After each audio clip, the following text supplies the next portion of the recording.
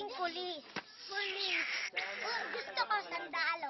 Ako nga pala si DJ Bo ng Truth on Air Internet Ministries. Well, baka madami sa inyo hindi alam what Truth on Air is. So, gusto ko lang i-share yung mission and vision ng Truth on Air. Truth on Air is a Christian internet radio station. Internet ministry siya.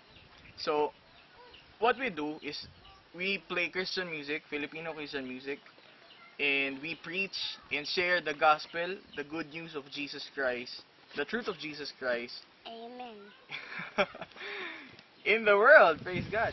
So, para sa 3rd year anniversary ng Truth on Air, I was praying, being the leader, I prayed to God. Sabi ko, Lord, anong pwede namin gawin? What's gonna be 3rd year anniversary? Anong pwede naming maging papel sa Christian community, sa body of Christ ngayon? I prayed like Jabez. Sabi ko, Lord, bless us, bless me, and widen our territory, widen our border. At higit sa lahat, huwag mo kaming iwan, hawakan mo kami ng kamay. God impressed na even though we're still a small ministry, wala namang pipigil kung nasa puso mo yung pag-ibig sa kapwa. Ano po yung pangarap ninyo para sa mga bata? Gusto ko lang yung medyo guminhawa na yung Panginoon lang tapos yung mga anak ko ng pag-aaral. Parang anong pangarap niyo para sa mga bata? Being ako bata lang yun. Para sa akin po, kahit sa akin lang, gusto ko mapagtapos ko lang mag-aaral yung mga bata. Si Robert nag-meet tayo 2010. Tama. So kaka-start ng Truth on Air. So kaka-start lang din ng One in Christ movement. Nung nalaman ko kay Isa, which is yung isang mong vlogger, yung sa vision na meron kayo, sabi ko, isa yung in-impress ng Lord sa atin. Meron tayong isang vision na yung spread yung Tanay. Saan mismo sa Tanay, Kuya Do, yung pinaka-ministry nyo? Actually, wala kaming idea kung saan kami mag-uumpisa. Pero, nung 2010 nga, nung nagpipray kami, nalaman namin merong Ondoy site dun sa somewhere sa Tanay. So, pinag-pray namin kung pupuntahan ba namin, kung bibisitahin ba namin yung lugar. Yung Ondoy site, ito yung relocation site. Kung saan nirelocate yung mga biktima nung Ondoy last 2009. So, sa area ng Rizal, Mabigat yun, ha? sa area ng Rizal, maraming nawalan ng bahay. Dinala sila doon sa Sitio Gabihan sa Tanay. So ngayon doon kami dinala ng Lord, wala kaming kakilala. So clueless kami kung paano kami mag-uumpisa. Pero sinabi nga ng Lord na kapag pinapunta ka niya sa isang lugar, mauuna siya sa'yo. Amen. Uunahan ka niya at ihahanda niya ang lalakaran mo. So, ano yung mga current activities natin dito sa Tanay? So far, yung movement kasi, ang focus namin is community development.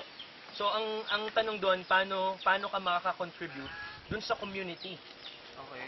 So, at the end of the day, yung objective natin na ma-share yung love ng Lord, hindi lang through words, most especially makita sa actions, na maipakita natin sa pamamagitan ng paggawa ng maliliit na bagay para matulungan yung komunidad. Okay. Sabi nga ng Lord, di ba, yung sinabi mo a while ago na kung ano yung ginawa mo sa kapwa mo, ginawa mo na rin yun sa Panginoon.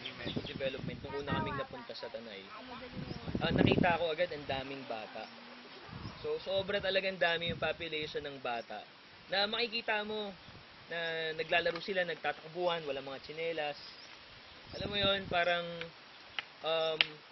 ang unang pumasok sa isip ko, kung nag-aaral ba yung mga bata. Kasi naniniwala ako na mahalaga yung education. Na mahalaga yung edukasyon. Na you can drive out poverty if you are going to educate people. Kahit yung simpleng mga gamit sa school, imbis na ibili nila ng gamit sa school, pagkain na lang para sa pamilya nila. So, yun yung nakita ko na isa sa need ng community. Na pag inisip ko kung yung 100% na yun or 80% na lang, ma-encourage mo na magsikap mag-aral. Kapag sila nakatapos, ano yung madudulot nito sa kanila? That's where we become part of it, diba? Exactly. So, doon natin ngayon makikita yung need ng participation.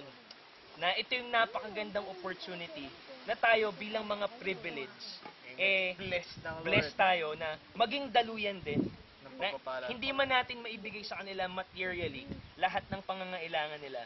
Pero yung ma-encourage mo sila to do something great para sa kinabukasan nila would mean a lot to them. Dito sa Tanay National, yung Tanay, ang pinakamalapit na school sa Tanay National.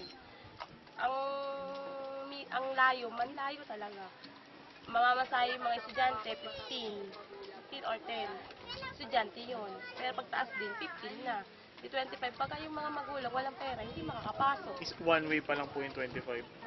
Walang baon sila. Hindi afford kasi maglalakad sila o kaya magugutom. Ganun. Ilya, ilan yung batang nag-aaral? Oo. Di ba? Katulad ko na lang, yung anak ko 5. 5 po anak niyo. Okay. Di ako yung single parents pa. Yung isa, nasa nanay ko, yung panganay. Working student siya. Tapos, yung pangalawa, si Honey, nagtigil. Nagtrap siya kasi. Lagi absent, lagi na siya.